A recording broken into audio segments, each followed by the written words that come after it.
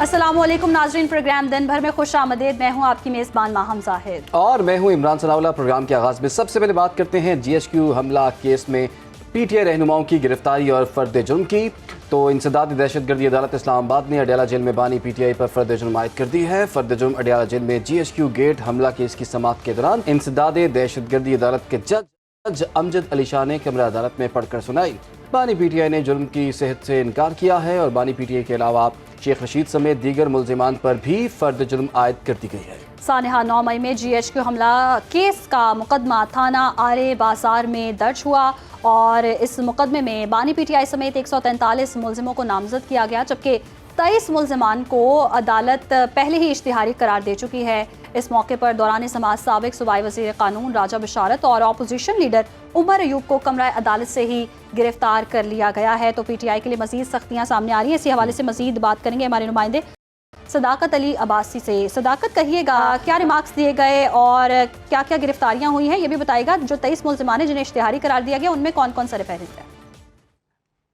जी, 9 मई GHQ gate हमला case में आज बानी PTI और दीगर जो मुल्ज़मान थे उनकी जानिब से दरख्वास्त दायर की थी गई थी अदालत में कि इन पर दहशत गर्दी की दफ़ा नहीं बनती, लिहाजा इनकी दहशत गर्दी की जो दफ़ा है मुकदमे से वो हज़फ करके जो ट्रायल कोर्ट है, सेशन कोर्ट में ये मुकदमा ट्रांसफ़र किया जाए।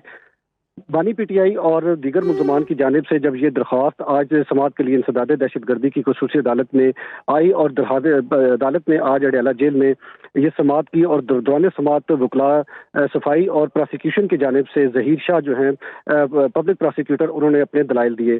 उन्होंने अपने दलाइल में ये कहा कि बानी PTI और दीगर जो मुल्ज़मान हैं इन पर बगावत, तोड़ फोड़, इक़दाम कत्ल, जलाओ घिराव और अवाम को उकसाने के जो इल्ज़ामात हैं वो शामिल हैं, लिहाजा इन पर दहशत गर्दी की दफ़ा खत्म नहीं की जा सकती और ये दहशत गर्दी के जुमरे में आता है।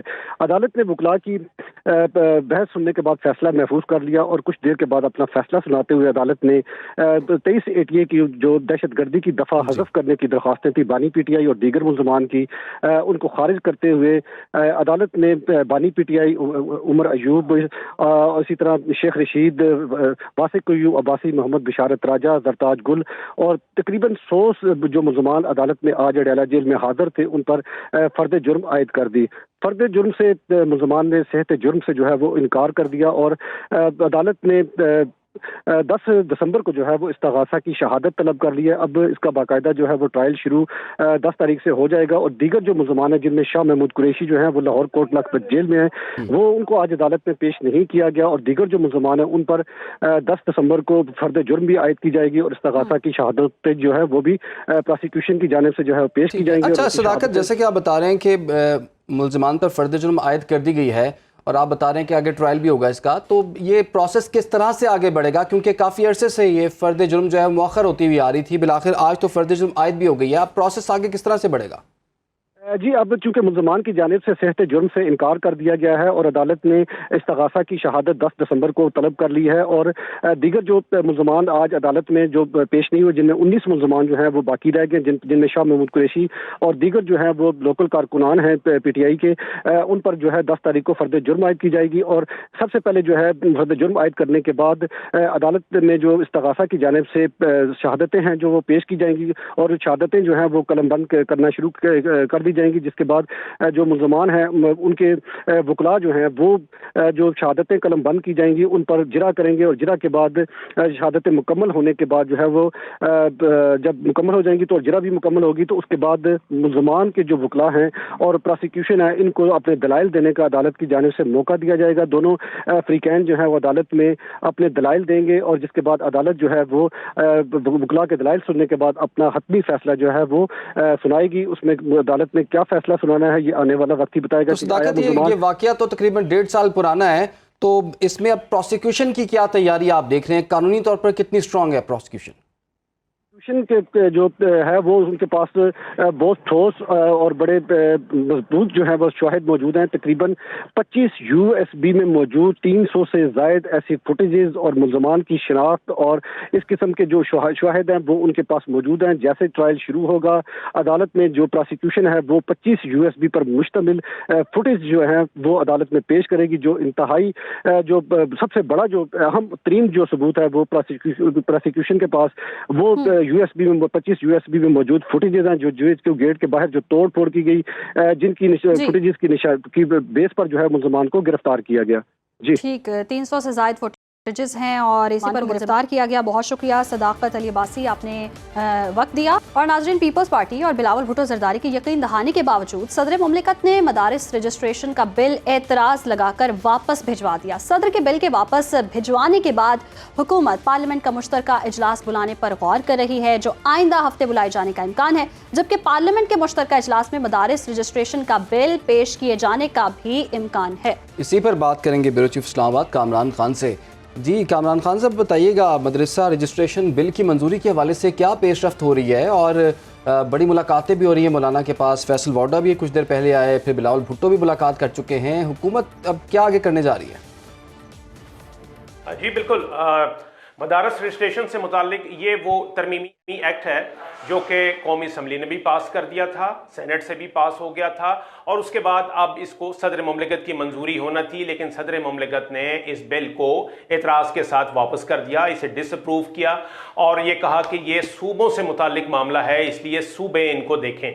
तो ये अब इसके लिए अब ये कहा जा रहा है कि ये कानून ये कहता है कि अगर पार्लियामेंट से कोई बिल पास हुआ हो और सदर मुमलिकत उसे वापस भेज दें तो वो या तो वो दोबारा अमेंडमेंट के साथ जो है दोबारा सदर को भेजा जाएगा, या फिर अगर उसी हालत में अप्रूव कराना है तो इसके लिए फिर पार्लियामेंट का ज्वाइंट सेशन होगा और पार्लियामेंट के मुश्तरका इजलास में इसको फिर मंजूर कराया जाता है, तो ये फिर कानून जो है वो बनता है। और फिर सदर मुमलिकत के पास जब ये पार्लियामेंट के मुश्तरका इजलास से मंजूर हुआ हुआ बिल आएगा तो वो इसको मंजूर करने के पाबंद होंगे। तो इसीलिए कहा यह जा रहा है कि जी शायद ये आइंदा चंद दिनों में पार्लियामेंट का मुश्तरका इजलास जो है वो भी बुला लिया जाए और इसकी मंजूरी जो है वो हासिल कर ली जाए। लेकिन इससे मुतालिक जो है वो सबसे ज़्यादा इस बिल के जो हामी हैं वो मौलाना फजलुर रहमान हैं और उनका ही ये कहना है कि सदर मुमलिकत को ये चाहिए था कि वो ये बिल जो है बगैर ताखीर के मंजूर करते, लेकिन उन्होंने इसे डिसअप्रूव किया है। अब मौलाना साहब से ही इस बिल के हवाले से गुफ्तगू शनीद हो रही है, निगोसिएशंस हो रही हैं। गुज़िश्ता रोज़ हमने देखा कि बिलावल भुट्टो जो थे वो उनके पास आए थे और इस बिल की मंजूरी से मुताल्लिक उन्होंने बात की थी, और आज फैसल वाडा जो है वो भी एक खास पैगाम लेकर मौलाना साहब के पास हाजिर हुए अभी कुछ ही देर पहले उन्होंने, और वहां पर उस मुलाकात का यही एक एजेंडा था और एक 1-on-1 मुलाकात हुई है उनकी, यानी फैसल वाडा और मौलाना फजलुर रहमान की, जिसमें इस बिल से मुताल्लिक जो है वो पेशरफ से आगाह किया गया है। तो मौलाना ये चाहते हैं बिल्कुल कि अगर सदर ने इसको मंजूर नहीं किया है तो इसके लिए पार्लियामेंट का ज्वाइंट सिटिंग जो है वो बुला ली जाए। और दूसरी बात यह कि इस बिल में मौलाना साहब इसलिए भी इसको कह रहे हैं, देखिए ये वो बिल है जो कि, लेकिन कामरान खान साहब उन्होंने अब किसी भी तरह का आगे मजीद इत्तेहाद इस बिल की मंजूरी से मशरूत कर दिया, तो आपको लग रहा है कि दूरियां आएंगी अब? जी देखिए, ये अब इसमें बिल में पहली बात तो ये है कि मौलाना फजलुर रहमान क्यों इस बिल की तायीद कर रहे हैं। बेसिकली ये रजिस्ट्रेशन वाला मामला जो है ये आज का नहीं है, ये जब से पाकिस्तान बना है उस वक्त से ये मामला चल रहा है कि रजिस्ट्रेशन जो दीनी मदारिस हैं उनको कौमी धारे में आना चाहिए, उनके ऊपर कोई रेगुलेटरी अथॉरिटी होनी चाहिए और स्टेट का अमल दखल होना चाहिए जो उसको चेक एंड बैलेंस उनकी एक्टिविटीज़ पर रखे। तो इसके लिए रजिस्ट्रेशन की मुताद्दिद हुकूमतों में ये कोशिश की गई है, लेकिन इस दौर में अब फाइनली ये हुआ कि एक बाकायदा कानून जो है सोसाइटीज एक्ट 1860 में बाकायदा तरमीम की जा रही है और उसमें मदारस के लिए बहुत सी ऐसी चीजें हैं जिसके लिए कि खुद मदारस वाले यानी मौलाना फजलुर रहमान जो हैं वो खुद मदरसे के जो हैं वो हैं ओनर हैं और वो उसको चलाते हैं, आलिम हैं, तो वो खुद भी इस बिल की हमायत कर रहे हैं, जबकि ये बिल कहता है कि जी तमाम मदारस के लिए जरूरी होगा कि वो 6 महीने के अंदर अपनी रजिस्ट्रेशन जो है वो करवाएंगे रजिस्ट्रार के पास। इसके अलावा इसमें यह कहा गया है कि वो अपने जो तालीमी रिपोर्ट है पूरे साल की वो जमा कराएंगे, अपने ऑडिट करवाएंगे अपने अकाउंट्स का और वो ऑडिट रिपोर्ट जो है वो भी जमा करवाएंगे, और इसी तरीके की दूसरी चीजें हैं। लेकिन इसमें एक सबसे अहम बात यह है जो कि मदारस के हक में जाती है कि इसमें कहा गया है कि अगर सिर्फ एक दफा आप रजिस्ट्रेशन यहां पे करवा लेंगे अपने मदरसे की तो फिर किसी और कानून के तहत आपको कोई और रजिस्ट्रेशन की जरूरत नहीं होगी, कोई और रजिस्ट्रेशन की जरूरत नहीं होगी। बुनियादी तौर पर यह मामला अच्छा है और अगर ये मामला हो जाएगा। मदरसों के हवाले से भी ये चीज़ जो है, और पार्लियामेंट का मुश्तरका इजलास बुलाने के हवाले से भी इस वक्त गौर किया जा रहा है, और अगले हफ्ते शायद वो इजलास भी बुलाया जाए। बहुत शुक्रिया आपका कामरान खान साहब, आप हमारे साथ मौजूद थे। अब बात करेंगे जी ICC चैंपियंस ट्रॉफी 2025 की, लेकिन उससे पहले एक ब्रेक लेंगे। प्रोग्राम में एक बार फिर से खुशामदीद कहते हैं नाज़रीन आपको। ICC चैंपियंस ट्रॉफी 2025 के लिए भारतीय क्रिकेट बोर्ड ने PCB का फॉर्मूला तस्लीम करने से एक बार फिर इनकार कर दिया है। ICC इजलास को एक बार फिर से मुलतवी कर दिया गया है। ज़राए के मुताबिक पाकिस्तान और भारत के क्रिकेट बोर्ड्स के दरमियान डेडलॉक ताहाल बरकरार है। और ये ऐसा क्यों हो रहा है, इसी पर हम बात करेंगे। हमें स्टूडियोज में आज ज्वाइन किया है साबिक टेस्ट क्रिकेटर अताउर रहमान साहब ने। अताउर रहमान साहब, आपके वक्त का बहुत शुक्रिया।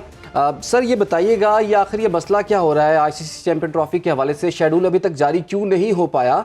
और ये भी बताइएगा कि अब पाकिस्तान के पास और साथ में इंडिया के पास क्या ऑप्शन हैं? अस्सलाम वालेकुम, आपके सब सुनने वालों को सलाम और देखने वालों को भी। आई थिंक कि पाकिस्तान तो का राइट है, जब हमें ये चैम्पियन ट्रॉफी का होस्ट दी गई है होस्टिंग, तो हमने तो अपनी तैयारियां मुकम्मल की हैं। लेकिन इंडिया नहीं चाह रहा कि पाकिस्तान में हम आगे क्रिकेट खेलें। इवन के पाकिस्तान ने तो इंडिया जाके क्रिकेट खेली है, इनके वर्ल्ड कप जाके खेले हैं, हमने तो इनके साथ हाथ बढ़ाए हैं, लेकिन इन्होंने हमेशा हमें बैग में छुरा घोंपा है। तो मेरे ख्याल में आई थिंक ये पाकिस्तान को देखना नहीं चाहता इंडिया। आप देखें कि कैसे अब पाकिस्तान को ट्रीट किया जा रहा है और पाकिस्तान को तनहा छोड़ा जा रहा है, इस वजह से कि पाकिस्तान जो है ना वो इस मुल्क में जो क्रिकेट है वो बहाल ना हो। आप देखें कि जब भी हमारी क्रिकेट की जो बुनियादी वजह ना कि हमारे मुल्क में क्रिकेट क्यों नहीं हुई, वो इस वजह से नहीं हुई कि इंडिया ने उसको तबाह किया है। क्योंकि आप देखें कि श्रीलंका की टीम पर जब हमला हुआ तो उसकी भी ताने बाने इंडिया से मिले हैं। ठीक है, हमने तो, हमारी फौज ने तो, हमारे सिक्योरिटी इदारों ने तो क्रिकेट बहाल करने के लिए बड़े जतन किए हैं। लेकिन अताउर रहमान साहब, आप क्या समझते हैं, भारत हठधर्मी पर बरकरार है, वजह क्या है? ताखीर पे ताखीर हो रही है, और आखिर उसके मौकिफ का ही क्यों हमने इंतजार करना है? ICC का इसमें क्या रोल समझते हैं आप? क्योंकि बाकी टीमें जब आकर खेल सकती हैं तो भारत को क्या मसला है? देखिए, ICC को रोल करता है इंडियन क्रिकेट बोर्ड। तो आपके देखें कि उनके जय शाह भी अब आ गए हैं, पहले तो कुछ और था। ठीक है, आप देखें कि ICC भी डबल रोल प्ले कर रहा है, क्योंकि इसलिए कि अगर पाकिस्तान में क्यों सिक्योर नहीं है। आप देखें कि जब पाकिस्तान को जो होस्ट दी गई है चैंपियन ट्रॉफी, तो इसमें सिक्योरिटी इदारे पे कहाँ थे ICC के? सब आगे देखे गए हैं ना, तो फिर ही हमें ये चैंपियन ट्रॉफी का इनकार करने के लिए दिया गया। तो हमने तो हमारे मुल्क सिक्योर हैं तो दूसरी टीमें आगे खेलती है ना यहाँ पे। तो हमारा तो ये सिक्योरिटी का मसला ही नहीं है, हम तो प्रेसिडेंट से ज़्यादा सिक्योरिटी यहाँ मुहैया करते हैं इनको। तो आई थिंक ये नरेंद्र मोदी साहब है, आप देखें कि उन्होंने हर किस्म की खेल को बैन कर दिया पाकिस्तान में किसी भी टीम को जाने से। तो नरेंद्र मोदी साहब इंतहा पसंदी को परवान चढ़ा रहे हैं, खुद इंतहा पसंद है, और हमें कहते हैं कि हम टेररिस्ट हैं। भाई, टेररिस्ट तो यही हैं। आप पाकिस्तान की क्रिकेट को तबाह करने वाले इंडिया है। मैं आपको, जब से नरेंद्र मोदी आया है, इसने ना सफारती ताल्लुकात रखे हैं, ना कोई ऐसे क्रिकेट में भी सियासत को नजर कर दिया। तो आई थिंक कि ये सारा सब कुछ नरेंद्र मोदी साहब करवा रहे हैं, और हमारी हुकूमत ने तो हमेशा हाथ बढ़ाए हैं। हमने तो हमेशा अब भी इनको वेलकम करते हैं। इवन के इनको क्रिकेट को पॉलिटिकल रंग दे दिया गया है, और इंडिया के प्लेयर भी अब हरभजन सिंह, रविंदर सहवाग, मदन लाल जी, इवन ये हमें मिलते हैं तो गले मिल के ऐसे मिलते हैं, लेकिन खलूस की इनके अंदर वो कोई नहीं है। तो आई थिंक कि इनको भी सोचना चाहिए। आप देखें कि हमारे इंडिया पाकिस्तान के लोग क्रिकेट को देखना चाहते हैं, इनको पॉलिटिकल रंग ना दिया जाए। तो आई थिंक कि पाकिस्तान अपने स्टैंड पर कायम है। पाकिस्तान को अपने ये इज्जत का मामला है। अगर पाकिस्तान हाइब्रिड को एक्सेप्ट करता है तो इसमें पाकिस्तान के सिक्योरिटी इदारों पर क्वेश्चन मार्क आता है। तो आई थिंक सर, लेकिन ये बताइएगा मुझे कि क्या ये ऑप्शन मौजूद है कि इंडिया के बगैर ये ICC चैंपियंस ट्रॉफी 2025 हो जाए, और क्या ऐसा मुमकिन है, आपको लगता है? बिल्कुल, अगर नहीं कोई ये तो हम होस्ट कर रहे हैं ना, अगर कोई नहीं आना चाह रहा तो ना आए। ठीक है, हमें नुकसान नहीं है, इंडिया को नुकसान है। इंडिया समझता है कि हम नहीं खेलते तो पाकिस्तान को नुकसान होगा। आप देखें, पाकिस्तान नहीं खेलता ना तो ये दुनिया में जहां भी जाके खेलते हैं इनको वो रेवेन्यू नहीं मिलता जो जिस रेवेन्यू की ये बात करते हैं। रेवेन्यू तो पाकिस्तान की वजह से मिलता है इनको। तो आई थिंक कि पाकिस्तान को अपने स्टांस पे खड़ा रहना चाहिए और बोल्ड स्टेप लेना चाहिए। It is our right. ठीक है ना। तो इसमें पाकिस्तान क्रिकेट बोर्ड को, मोहसिन नकवी को यहाँ पे स्टैंड करना चाहिए, पूरी कौम उनके पीछे खड़ी है। बिल्कुल बिल्कुल, बहुत शुक्रिया सर आपका। अब्दुल रहमान साहब, अताउर रहमान साहब हमारे साथ थे और बड़े अहम मामले पर बात कर रहे थे, और वो यही कह रहे थे कि पाकिस्तान को स्टैंड उसका बड़ा फर्म होना चाहिए, और ये पाकिस्तान की इज्जत का भी सवाल है। भारत खेल को भी सियासत की तरह ही देख रहा है, और ऐसा नहीं करना चाहिए। जब बाकी टीमें आ सकती हैं तो भारत भी आ सकता है। खैर, इस मसले का हल निकलता है नहीं निकलता ये तो हम देखेंगे बाद में। यहाँ वक्त हुआ है ब्रेक।